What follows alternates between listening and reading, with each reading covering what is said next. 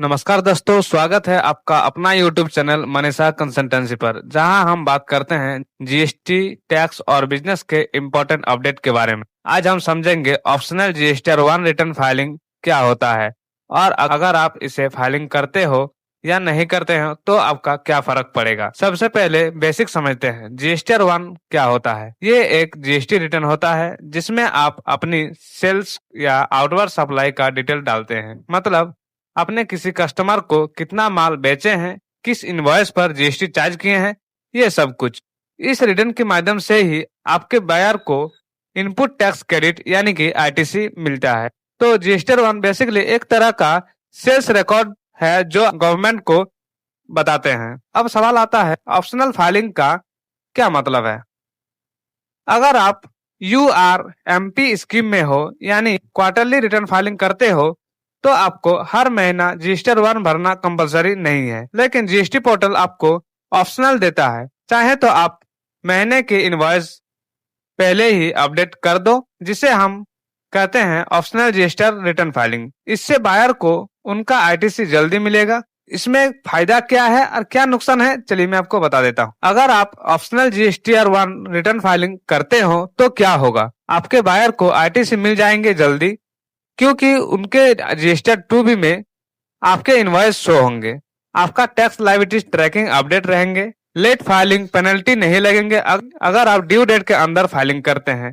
ये filing register one के part में काउंट होती है। दोबारा सेम इनवॉइस क्वार्टर एंड में फाइलिंग नहीं करने पड़ेगी अगर आप ऑप्शनल रजिस्टर वन फाइलिंग करते हैं। अगर आप optional register one return filing नहीं करते हैं तो क्या होगा, कोई डायरेक्ट पेनल्टी नहीं होती है क्योंकि ये ऑप्शनल है, लेकिन आपके बायर को आईटीसी लेट मिलेगा। ये एक डिमेरिट है, क्योंकि यदि आप पहले ही कोई कस्टमर को माल बेचे हैं वह इनपुट टैक्स क्रेडिट आपका नहीं ले पाएगा जब तक आप register one return filing quarterly में नहीं करते हैं। तो ये एक डिमेरिट है यदि आप अपना optional register one return filing करते हैं। और क्या होगा, आपके सेल्स डेटा क्वार्टरली फाइलिंग तक पेंडिंग रहेगा। आपका यदि बहुत ज्यादा सेल होता है मंथली में तो आपको optional register one return filing करना बहुत जरूरी है। तो कैसे आपको अपना optional register one return filing करना है, इस वीडियो के मैं आपको स्टेप बाय स्टेप बताने वाला हूँ। तो वीडियो बहुत ही इंपॉर्टेंट होने वाला है, वीडियो में अंत तक बने रहिए। चलिए मैं वीडियो को शुरू करता हूँ। वीडियो शुरू करने से पहले यदि वीडियो को अच्छा लगे तो लाइक करें, शेयर करें और हमारे चैनल पर नए हैं तो चैनल को जरूर से सब्सक्राइब करके बेल आइकन पर ऑल प्रेस कर दीजिएगा, ताकि इसी तरह इन्फॉर्मेशन वीडियो सबसे पहले आप तक पहुंचे। तो चलिए मैं वीडियो को शुरू करता हूँ। तो सबसे पहले तो आपको जीएसटी पोर्टल पर आ जाना। सिंपली आप जीएसटी पोर्टल पर जैसे आते हैं यहाँ पर आपको लॉगिन का ऑप्शन मिल जाएगा। लॉगिन पर प्रेस करके आपको आईडी पासवर्ड के साथ लॉगिन कर लेना होगा। जैसे आप लॉगिन करते हैं आपके सामने कुछ इस तरह इंटरफेस ओपन हो जाएगा। यहाँ पर आप देख पा रहे हैं कि मेरा जो रजिस्टर वन रिटर्न फाइलिंग है ये मेरा ऑप्शनल है। यहाँ पर मैं रजिस्टर वन रिटर्न फाइलिंग कर भी सकता हूँ, नहीं भी करेंगे तो कोई दिक्कत नहीं है, लेकिन मैं यहाँ पर कर दूंगा क्योंकि मैं जिसको भी मैं माल बेचा हूँ उसको इनपुट टैक्स क्रेडिट जल्दी मिल जाएगा। तो सिंपली आपको रिटर्न फाइलिंग करने के लिए यहाँ पर आपको रिटर्न डैशबोर्ड का ऑप्शन मिल जाएगा। सिंपली आपको उस पर टैप कर देना होगा। जैसे आप उस पर क्लिक करते हैं यहाँ पर आपको पीरियड सेलेक्ट करने का ऑप्शन मिल जाएगा। सिंपली यहाँ पर आपको पीरियड सेलेक्ट कर लेना होगा और सर्च पर क्लिक कर देना होगा। जैसे आप सर्च पर क्लिक करते हैं आपका यहाँ पर देखिए रजिस्टर वन जो रिटर्न फाइलिंग है ये मेरा ऑप्शनल है।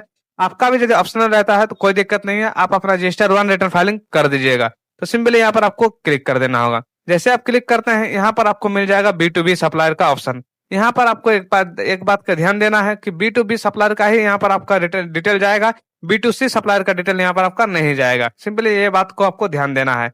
तो जो भी आपका B2B सप्लायर का डिटेल है वो यहाँ पर आपको फिलअप कर देना होगा।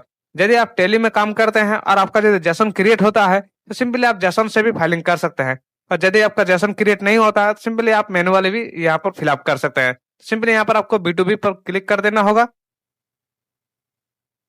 B2B पर क्लिक करने के बाद यहाँ पर आपको मिल जाएगा ऐड रिकॉर्ड का ऑप्शन। सिंपली आपको इस पर क्लिक कर देना होगा। जैसे आप ऐड रिकॉर्ड पर क्लिक करते हैं यहाँ पर आपको मिल जाएगा जीएसटी नंबर फिलअप करने का ऑप्शन। जैसे आप जीएसटी नंबर फिलअप करते हैं यहाँ पर आपको उसका नाम आ जाएगा, इनवॉइस नंबर फिलअप करना है यहाँ पर आपको डेट फिलअप कर देना होगा। यहाँ पर आपको टोटल इनवॉइस वैल्यू फिलअप कर देना होगा।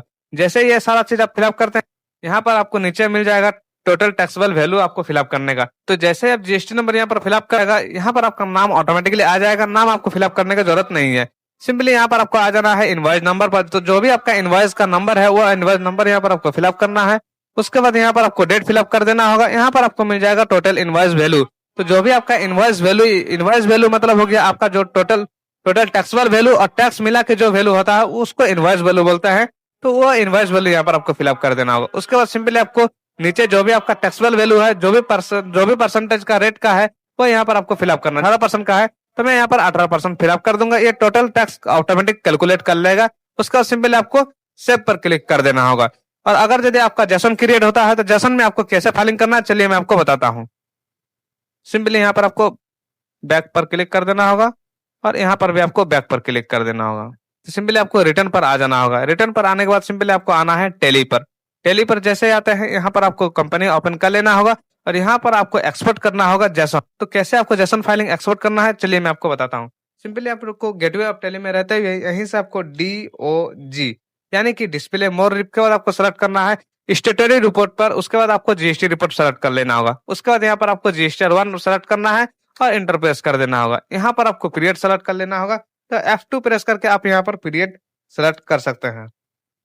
तो इस तरह आपको अपना पीरियड सेलेक्ट कर लेना होगा। पर आप देख पा रहे हैं कि मेरा 10 B2B बिल कटा है और B2C बिल कटा मेरा 4 ठो। तो यहाँ पर आपका जो B2B बिल कटा है यही वाला डिटेल आपका ऑप्शनल जीएसटी रिटर्न फाइलिंग पर जाता है। तो सिंपली यहाँ से आपको एक्सपोर्ट करना है जेसन। तो जेसन एक्सपोर्ट करने के लिए यहाँ पर आपको Alt E प्रेस कर देना होगा और यहाँ पर आपको मिल जाएगा जीएसटी रिटर्न का ऑप्शन। सिंपल आपको उस पर क्लिक कर देना होगा। जैसे आप जीएसटी रिटर्न पर क्लिक करते हैं यहाँ पर आपको बिल मिल जाएगा। बिल का डिटेल यहाँ पर आप एक बार चेकआउट भी कर सकते हैं। उसके बाद सिंपली आपको यहाँ पर एक्सपोर्ट ऑफलाइन पर क्लिक कर देना होगा। जैसे आप एक्सपोर्ट ऑफलाइन पर क्लिक करते हैं यहाँ पर आपको मिल जाएगा जेसन डेटा।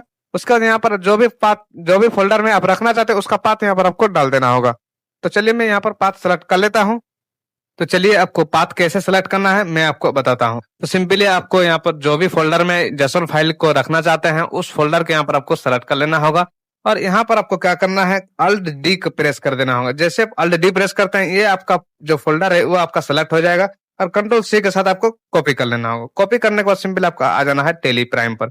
टेली प्राइम पर आने के बाद यहाँ पर आपको जो पाथ सेलेक्ट किए हैं यानी कि जो फोल्डर सेलेक्ट किए हैं उस फोल्डर का लिंक यहाँ पर आपको फिलअप करना है। कैसे आपको फिलअप करना है, कीबोर्ड से प्रेस करना है आपको F6। सिंपली F6 प्रेस करने से फोल्डर पाथ यहाँ पर आपको डालने का ऑप्शन मिल जाएगा। सिंपली ये जो आपका पहले से डाला हुआ है इसको सिंपली आपको स्किप करके हटा देना होगा और Alt V करके आपको प्रेस कर देना होगा।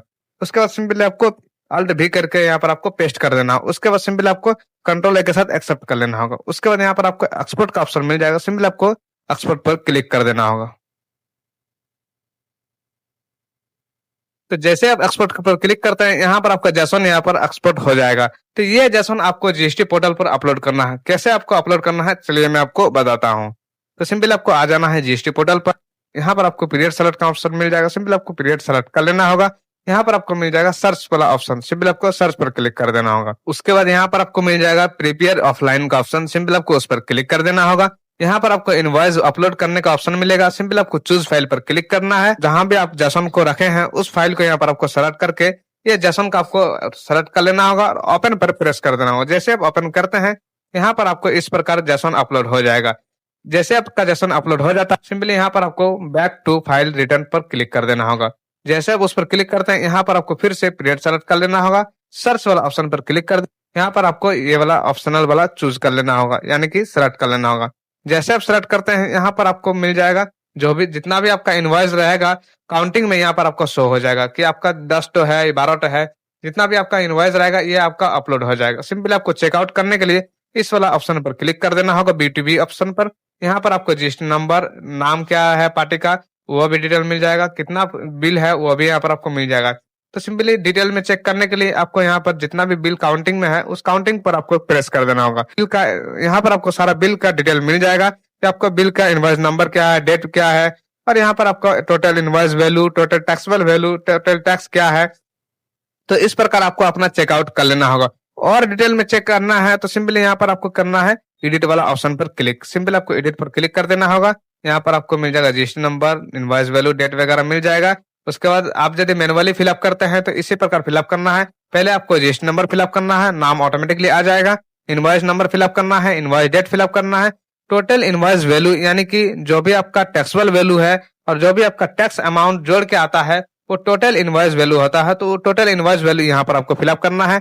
यहाँ पर आपको फिलअप करना है टोटल टैक्सेबल वैल्यू, जो भी आपका परसेंटेज का है, जो भी आपका रेट का है वो रेट यहाँ पर आपको मिल जाएगा। जैसे कि 5%, 18% यहाँ पर आपको मिल जाएगा। सिंपली आपको यहाँ पर फिलअप कर देना होगा। जैसे आप टैक्सेबल वैल्यू फिलअप करते हैं ये टैक्स अमाउंट ऑटोमेटिकली आ जाएगा। सिंपली आपको सेव वाला ऑप्शन पर क्लिक कर देना होगा। जैसे आप सेव वाला ऑप्शन पर क्लिक करते हैं यहाँ पर आपको सारा चीज अच्छे से चेकआउट कर लेना होगा और यहाँ पर आपको मिल जाएगा बैक का ऑप्शन। सिंपली आपको बैक पर क्लिक कर देना होगा।